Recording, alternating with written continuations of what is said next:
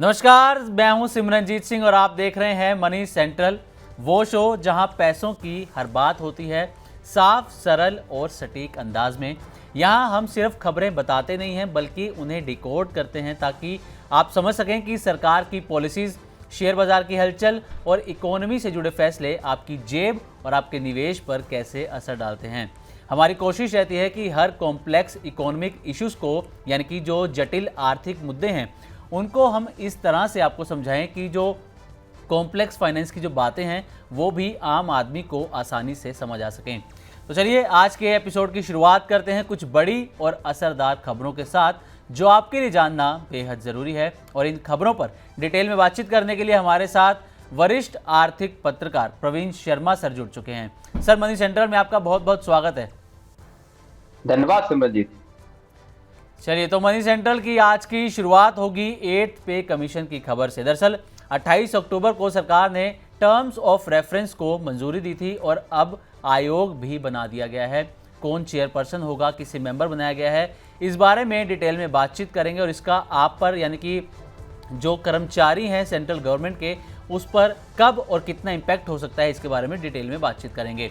इसके बाद हम बात करेंगे वोडाफोन आइडिया पर, जिसमें कंपनी 25,000 करोड़ रुपए का नया फंड जुटाने की प्लानिंग में है। और अब टेलीकॉम मिनिस्टर ज्योतिरादित्य सिंधिया ने कंपनी को राहत देने पर क्या कहा है, इस पर भी हम चर्चा करेंगे। आखिर में बात करेंगे ईपीएफओ के पीएफ और पेंशन स्कीम की लिमिट बढ़ाने पर क्या तैयारी है और आपकी इन हैंड सैलरी पर कितना असर होगा। तो चलिए शुरुआत करते हैं आज के मनी सेंट्रल की।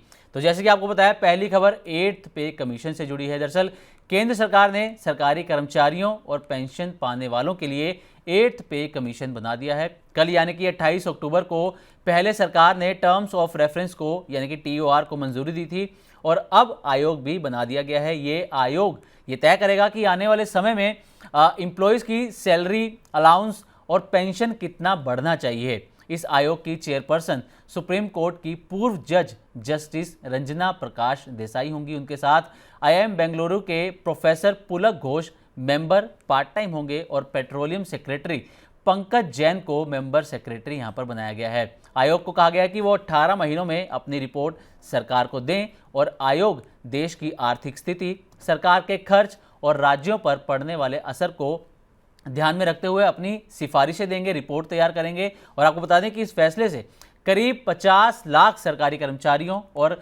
करीब 70 लाख पेंशनर्स को फायदा होने वाला है। तो प्रवीण सर, सबसे पहले आपसे ये समझना चाहेंगे कि आखिर इस आयोग का, हम चाहेंगे कि बिल्कुल साधारण भाषा में आप समझाएं ताकि व्यूअर्स को आसानी से समझ आए कि इस आयोग का क्या काम होगा और इस रिपोर्ट से क्या कुछ बदलाव होने वाले हैं जो ये आयोग सौंपेगा सरकार को। नहीं, देखिए, कल जब सरकार ने या कैबिनेट ने जो टर्म्स ऑफ रेफरेंस को मंजूरी दी और उसके बाद फिर जो पैनल है 8वें वेतन आयोग का, उसका कंपोजिशन क्या होगा, जी। उसमें उसके चेयर पर्सन कौन होंगे, उसमें मेंबर सेक्रेटरी कौन होंगे और मेंबर जो पार्ट टाइम है वो कौन होंगे, इनका ऐलान कर दिया। 3 सदस्यीय एक समूह पूरा बना दिया सरकार ने।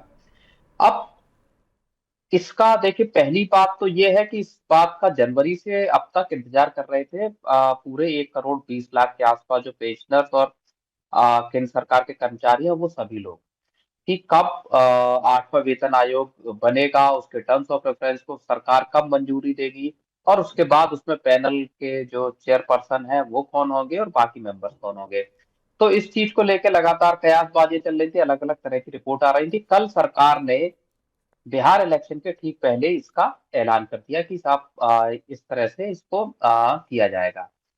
एक बड़ी बात जो है इसमें वो ये है, बल्कि तीन जो मोटे तौर पर तीन जो यहाँ पे सवाल पैदा होते हैं वो मैं आपके सामने जरूर लेकर आना चाहूंगा। पहला सवाल यहाँ पैदा होता है कि इसका इम्प्लीमेंटेशन कब से हो सकता है, क्योंकि ये एक कर्मचारियों के लिए जो सबसे ज्यादा इस वक्त महत्वपूर्ण बात है वो ये है कि आखिर, ठीक है, सरकार ने टर्म्स ऑफ रेफरेंस घोषित कर दिए, जो मेंबर्स हैं उनका नाम बता दिया, उनका सारी चीजें तय हो गई, लेकिन ये लागू कब से होगा, कब सरकार फाइनल इसको मंजूरी देगी। और जैसा ये जो पहले से तय किया हुआ है कि 1 जनवरी 2026 से सरकार इसके फायदे देना चाहती है, तो रेट्रोस्पेक्टिव फॉर्म में इसका फायदा मिलेगा। लेकिन 18 महीने की एक जो टाइमलाइन दी है वो महत्वपूर्ण है। 18 महीने के बाद आपको रिपोर्ट मिलेगी। तो अब आप अंदाजा लगाइए, और जो पिछले जो एक्सपीरियंसेस है, चाहे 6वें वेतन आयोग का हो चाहे 7वें वेतन आयोग का हो, वो ये बताते हैं कि तकरीबन 2 साल का वक्त लग जाता है इस जो सिफारिशें आती हैं उनको सरकार से या कैबिनेट से मंजूरी मिलने में। जी। तो पहला जो टेक अवे है सिमरनजीत वहां इस पूरे मामले में वो ये है कि तकरीबन 2028 की शुरुआत में इसका एक तरह से कहें कि इनको सिफारिशों को मंजूर किया जाएगा, और उसके बाद इनका फायदा मिलना शुरू होगा। यानी 1 जनवरी 2026 से लेके, और अगर आप जनवरी 2028 भी मानते हैं तो तकरीबन 2 साल का वक्त होगा जहां पे कि आपको पैसे मिलने का, या 2 साल का एरियर हो गया और बाकी। तो ये सरकार जो इस तरह से इसका ऐलान होगा और बाकी चीजें होंगी। तो 2 साल का मोटे तौर पर हम इसका वक्त मानकर चल सकते हैं। दूसरी जी। महत्वपूर्ण बात, दूसरी बात यहां से ये निकल के आती है कि केंद्र सरकार ने तो इसका ऐलान कर दिया 8वें वेतन आयोग का और बाकी चीजें, और केंद्र सरकार के कर्मचारियों में एक खुशी की लहर है, उनको एक सौगात सरकार जी। ने दी है। लेकिन अब जो राज्य सरकारें हैं, राज्य सरकार के कर्मचारी जो है उनका क्या? तो या इस मसले पे भी अब जो राज्यों के जो कर्मचारी संगठन है, राज्य सरकार के कर्मचारियों के, अब उन्होंने भी डिमांड उठाना शुरू कर दिया है कि साहब अब आप अपने यहाँ भी 8वें वेतन आयोग की तर्ज पर जो इसकी सिफारिशें जो आएंगी उनको जस का तस लागू करने की प्रक्रिया यहाँ पे भी राज्यों में भी शुरू कर दी जाए। तो केंद्र के साथ साथ राज्य सरकारों में भी अब हलचल एक हमको दिखाई दे सकती है, जहां पे कि 8वें वेतन आयोग की सिफारिशों को जस का तस या थोड़े बहुत फेरबदल के साथ लागू करने की व्यवस्था शुरू हो सकती है। और तीसरी बड़ी बात यह है कि इस जो पूरा जो पैनल बनाया गया है, इसका कंपोजिशन और इसकी जो चेयरपर्सन बनाई गई है, जो जस्टिस रंजना प्रकाश देसाई बनाए गए हैं, उनका प्रोफाइल दरअसल उनका भी बहुत एक आइकॉनिक एक तरह से करियर रहा है जुडिशरी में, और बाकी तमाम पैनल्स की उन्होंने अगुवाई की है। मैं आज जब देख रहा था तो वो एक बहुत महत्वपूर्ण बात है सिमरनजीत।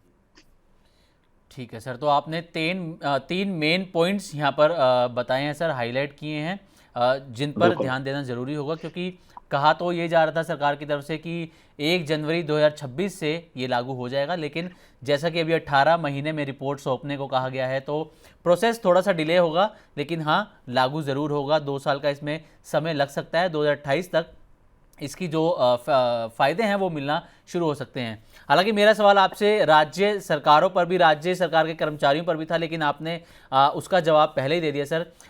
एक सवाल मेरा ये रहेगा सर कि जब देश पहले ही फिस्कल डेफिसिट से जूझ रहा है, तो ऐसे में सरकार की तरफ से जो ये फैसला लिया गया है सैलरी बढ़ाने का, पेंशन बढ़ाने का, तो क्या इससे सरकार पर और ज़्यादा बोझ पड़ता हुआ नजर आएगा?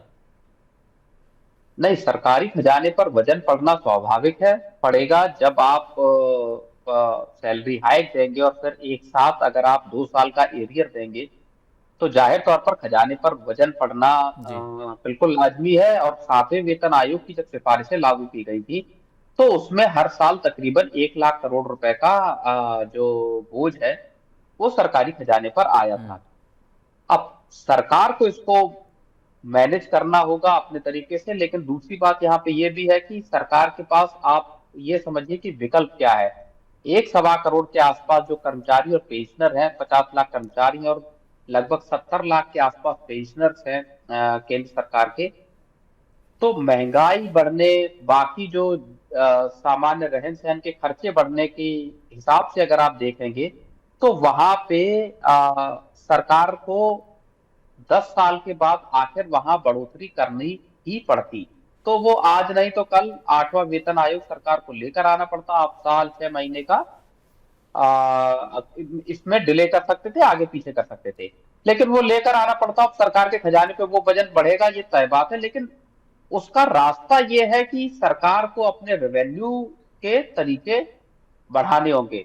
लेकिन इसका मतलब ये भी नहीं है कि सरकार जो आम नागरिक है उनके ऊपर इसका बोझ डाले। जी। तो ये एक मसला तो है सरकार के सामने। और कल जब मैं उसके जो पूरा जो क्राइटेरिया देख रहा था, कल जब हमने भी इसको डिस्कशन किया, पॉइंट्स जो उसके थे, उसमें भी इस बात का जिक्र किया गया था कि जो सरकार का फिस्कल प्रूडेंस है या फिस्कल कंसोलिडेशन का पाथ है, उसको भी इस आयोग को बचाकर चलना है। तो जी। यहाँ पे मैं आपको बताऊं कि जो जस्टिस रंजना जो देसाई है, जी। उनका अगर आप प्रोफाइल देखेंगे तो वो सरकारों के कई महत्वपूर्ण पैनलों की अगुवाई करती हुई नजर आई है। और इसीलिए मैंने कहा कि उनका जो प्रोफाइल है उसको भी यहाँ पे एक बड़े फैक्टर के तौर पर देखना चाहिए। अगर मैं उनका बताऊं जी। तो वो आप समझिए कि सुप्रीम कोर्ट के जस्टिस के तौर पर रिटायर हुई। हम्म। 2011 से 2014 के बीच उनका टेन्योर रहा। उसके बाद वो कई सरकारी पैनलों में रही। गुजरात सरकार के जो यूसीसी है, यूनिफॉर्म सिविल कोड, उसका पैनल का 5 सदस्यीय पैनल था, जी। उसकी उन्होंने अगुवाई की। बॉम्बे हाई कोर्ट की वो जज रही, तो वहां जो अजमल कसाब की फांसी को उन्होंने हम्म। कंफर्म किया था, rarest of the rare crime में गिनते हुए। एक बड़ा फैसला उनका हज कोटा रिडक्शन का था, जहां पे कि जो डिस्क्रिशनरी एक्सपेंडिचर्स हैं उसको में उन्होंने एक सब्सटेंशियल रिडक्शन किया था बतौर जज रहते हुए। जी। इसके बाद वो सरकार के जो डीलिमिटेशन कमीशन है उसकी भी अगुवाई कर चुकी है। तो वो बहुत सारे ऐसे जो नेशनल लेवल के पैनल्स हैं, हम्म। महत्वपूर्ण पैनल्स हैं, उनकी अगुवाई कर चुकी है। और मुझे लगता है कि सरकार ने संभवतः यही बात देखी होगी कि एक बैलेंस्ड अप्रोच, जहां पे खजाना भी बचा रहे और जहां पे केंद्र सरकार के कर्मचारियों को भी उचित लाभ मिल सके सैलरी और पेंशन के तौर पर, उसको बैलेंस बनाने में संभवतः जस्टिस रंजना प्रकाश देसाई से बेहतर कोई नहीं हो सकता था इस वक्त। तो ठीक है। सरकार ने जी। चुनाव बहुत मुझे लगता है कि बहुत बुद्धिमत्ता के साथ किया है हम्म। यहाँ पे।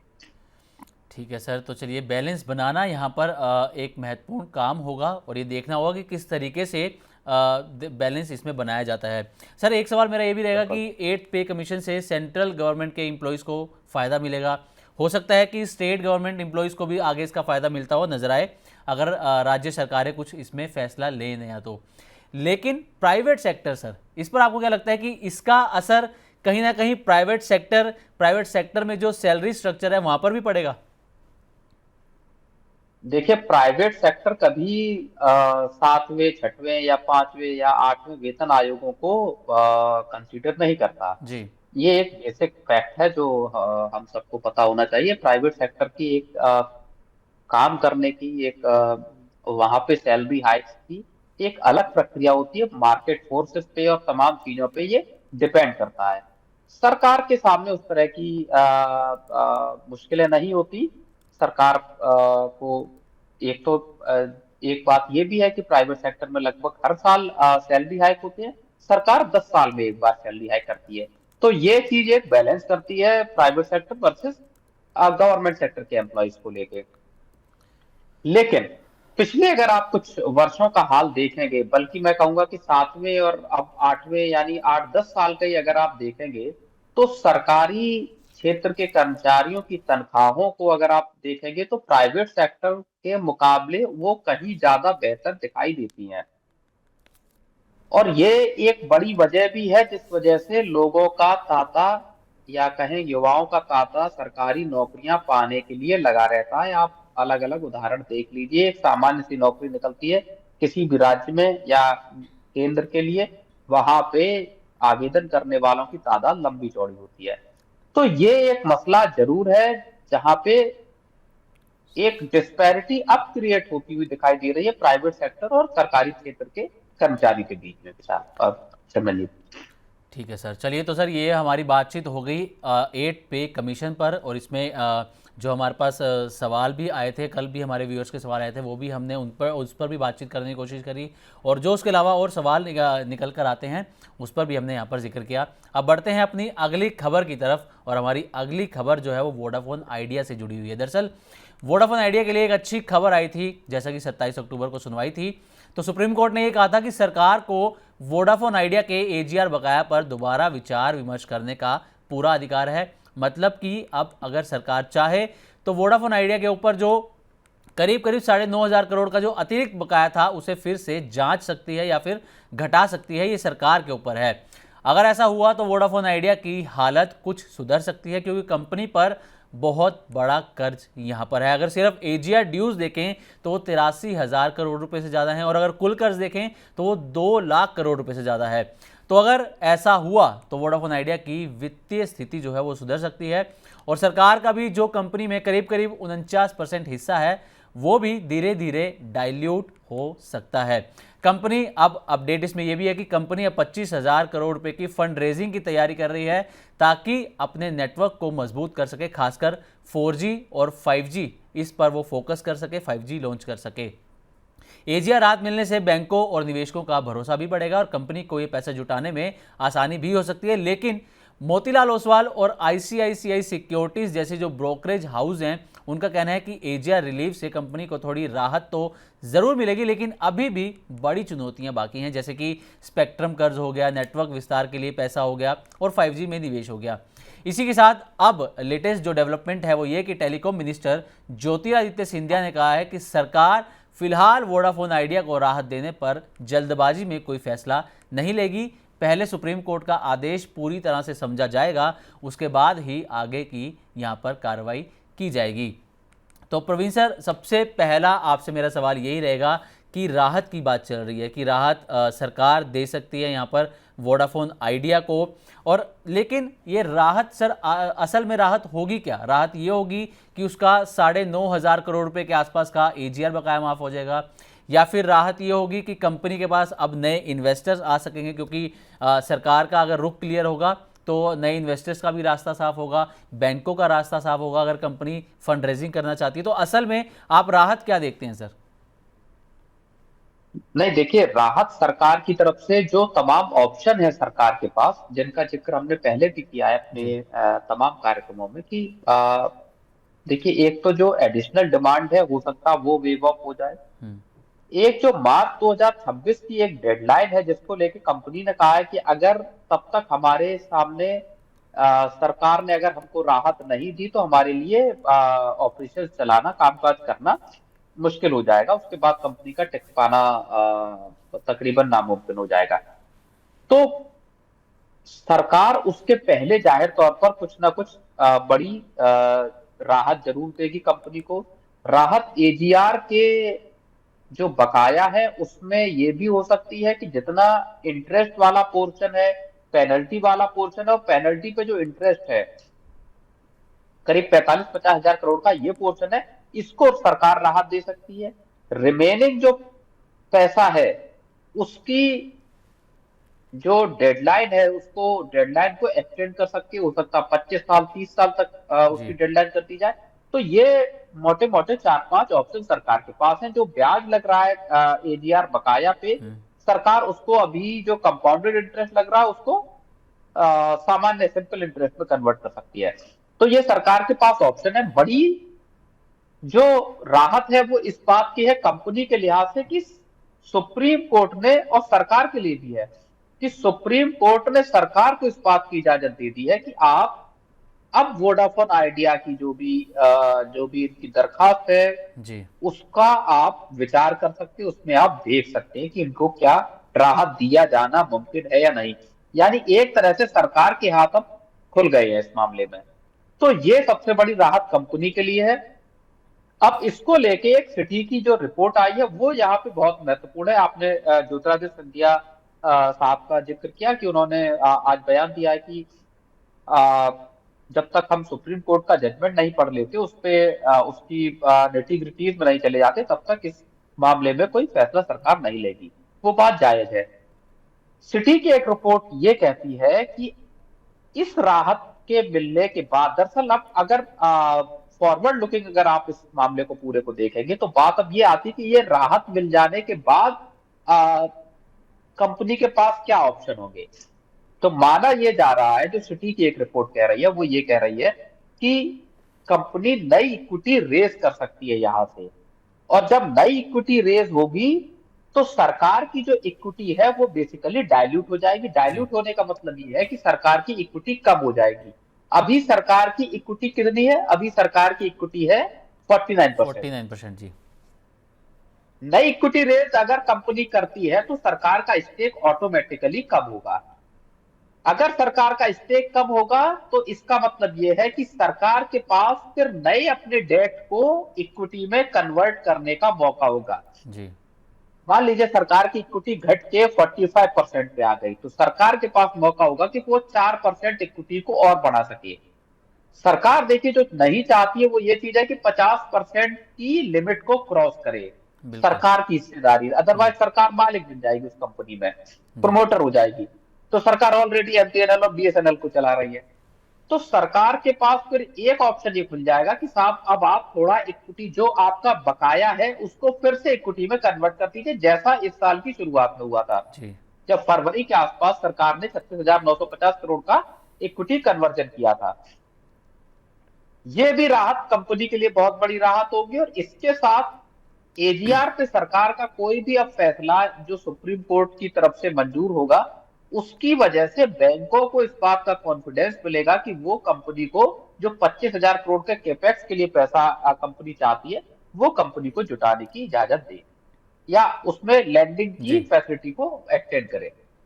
ठीक है सर। अच्छा सर, मोतीलाल ओसवाल और आईसीआईसीआई सिक्योरिटीज़, ये जो दो ब्रोकरेज हाउस हैं, इन्होंने कहा है कि राहत के दरवाजे खुलते हुए नज़र तो आ रहे हैं वोडाफोन आइडिया के लिए, लेकिन अभी भी चुनौतियां काफ़ी बाकी हैं। तो आपके नज़रिए से सर, आपके अकॉर्डिंग वोडाफोन आइडिया के लिए इस वक्त सबसे बड़ी चुनौती क्या हो सकती है, अगर उसे सरकार से राहत मिल भी जाती है तो?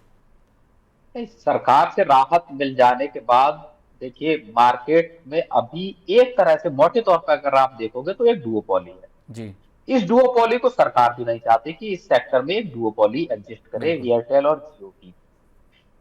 तो सरकार की तरफ से जो मुमकिन, और दूसरी बात यह है कि सरकार का अच्छा खासा अब इक्विटी है, यानी स्टेक भी सरकार का कंपनी में है। और सरकार इस बात को कह भी चुकी है कि चूंकि 20 करोड़ सब्सक्राइबर्स का या यूजर्स का इंटरेस्ट इस पूरी कहानी में जुड़ा हुआ है, ऐसे में हमको एक राहत इस कंपनी को देनी पड़ सकती है। तो सरकार जहां तक है सपोर्ट करेगी। इसके बाद का मसला पूरा कंपनी के हाथ में, और कंपनी खुद अपने 4G 5G को एक्सपेंड करना चाहती है। देखिए एक छोटी चीज मैं यहां समझाना चाहता हूं कि भारत का टेलीकॉम मार्केट जो है उसमें अभी बहुत बड़ी गुंजाइश बाकी है। जी। अभी गांव देहात का अगर आप एरिया देखेंगे तो वाईफाई से लेके टेलीफोन सर्विसेज तक बहुत सारा काम होना बाकी है। और ये कई कंपनियों के लिए मौका एक देता है भारत का टेलीकॉम मार्केट। तो ऐसे में इस बात की गुंजाइश पूरी है कि अगर कंपनी बेहतर तरीके से अपनी सर्विसेज को बेहतर बनाती है तो वहां पे इस मार्केट में वो टिक सकती है।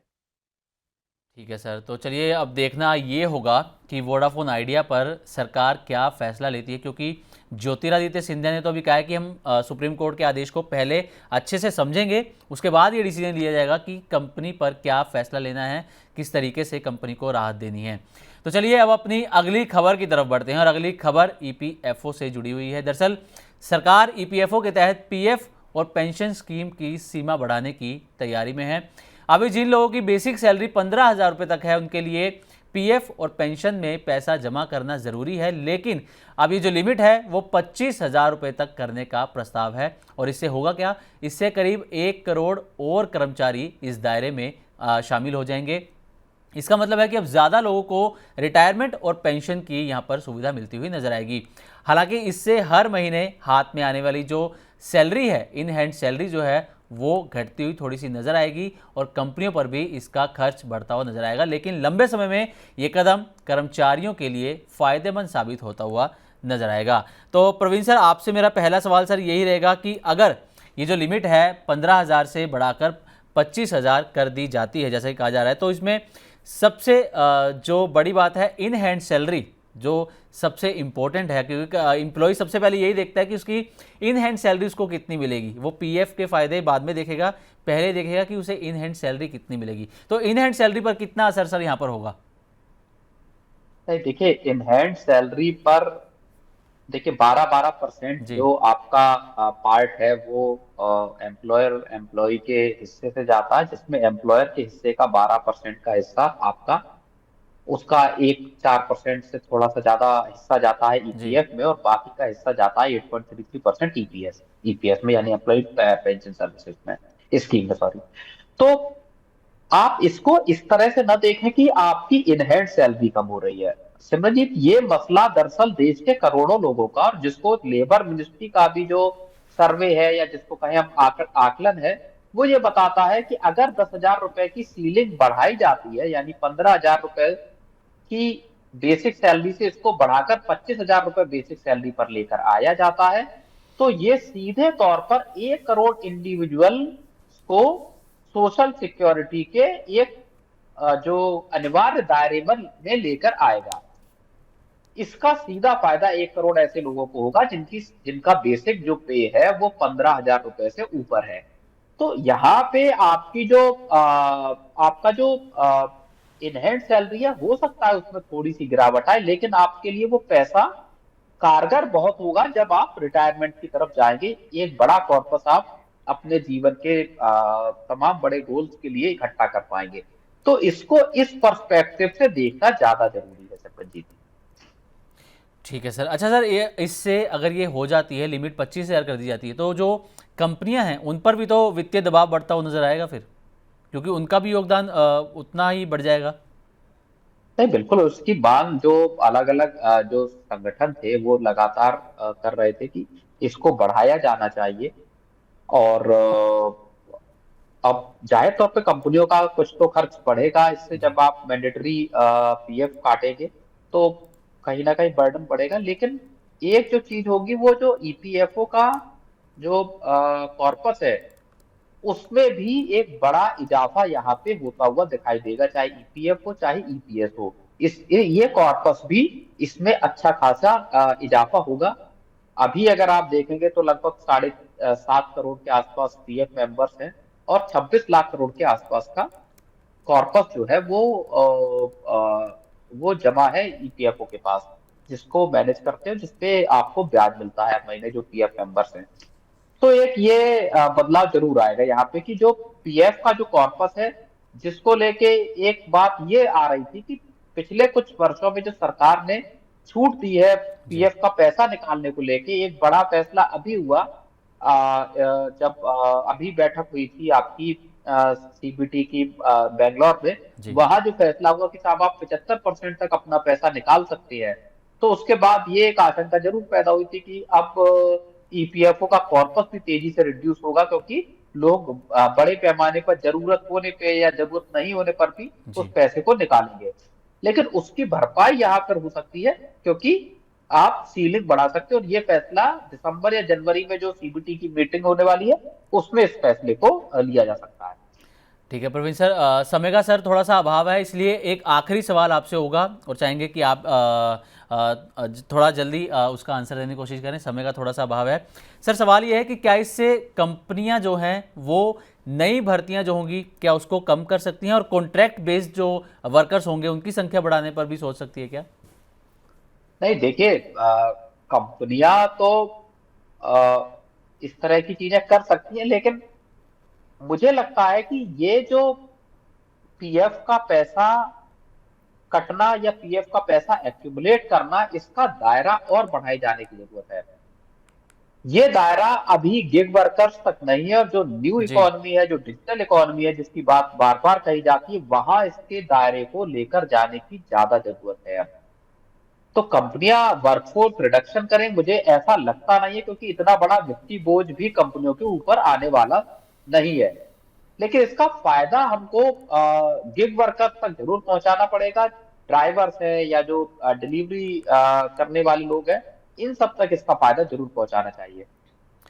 ठीक है प्रवीण सर, तो सर आपका बहुत बहुत शुक्रिया अपना कीमती समय निकालने के लिए और तमाम मुद्दों पर विस्तार से चर्चा करने के लिए। आज के मनी सेंटर में बस इतना ही। देश, दुनिया और बिजनेस जगत से जुड़ी ताज़ा तरीन खबरों के लिए बने रहिए हमारे साथ और देखते रहिए मनी 9।